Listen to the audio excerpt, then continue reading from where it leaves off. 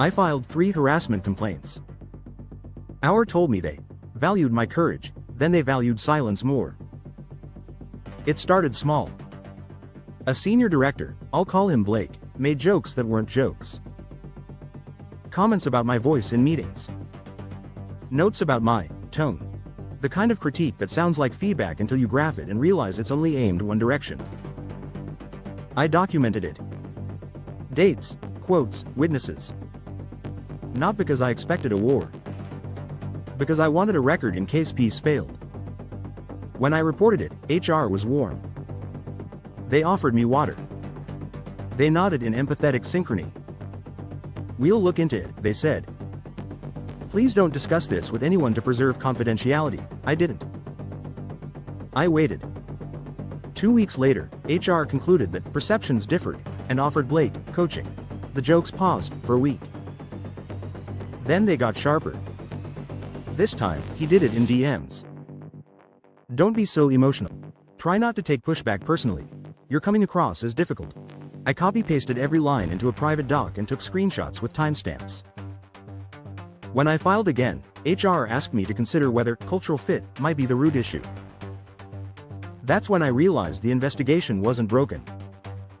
It was working exactly as designed. So I changed my approach. I requested my personnel file. In our state, they have to provide it. I compared my performance reviews against meeting outcomes and deliverables. The numbers told a different story than the adjectives. Abrupt, next to. Exceeds target by 23%. Needs collaboration coaching, next to. Led cross-team rollout ahead of schedule.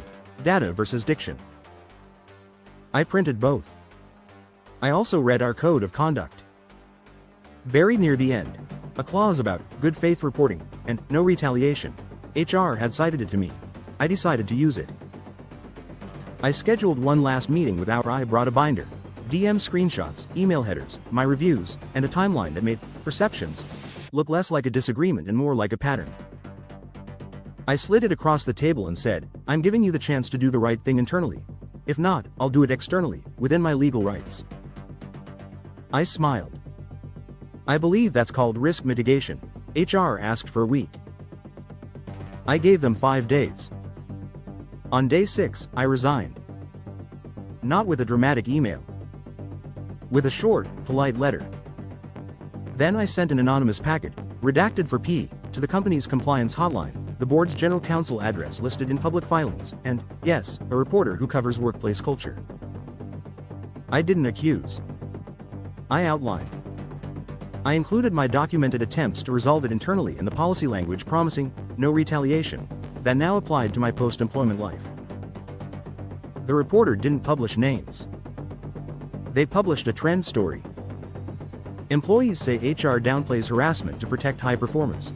My old company was one of 3 cited with anonymous evidence and quotes. The board retained an outside firm to review practices for transparency. HR emailed the company about a commitment to safe workplaces. Blake went quiet on LinkedIn. 2 months later, an old teammate texted me, "You didn't hear this from me, but Blake's gone." Our head stepped down to pursue opportunities. I took a walk. The air felt cleaner than it had in months. People imagine exposing the company means scorched earth. It doesn't. It means telling the truth so boringly, with such undeniable timestamps, that spin runs out of adjectives. Do I wish HR had handled it privately? Yes. I gave them every chance. But confidentiality isn't a shield for abuse. It's a tool for fairness, when used by people who care about it. And if they don't? You're allowed to care aloud. Here's my advice if you're in this position. Document everything. Keep copies off the corporate system. Learn your state's rights around personnel files. Use the words in the policy back at the people who wrote them. And if you have to go external, don't rant. Outline. Editors trust clarity. I don't celebrate that people lost jobs. I celebrate that people lost impunity. They said, "We'll look into it." I made sure the entire world did. What would you have done?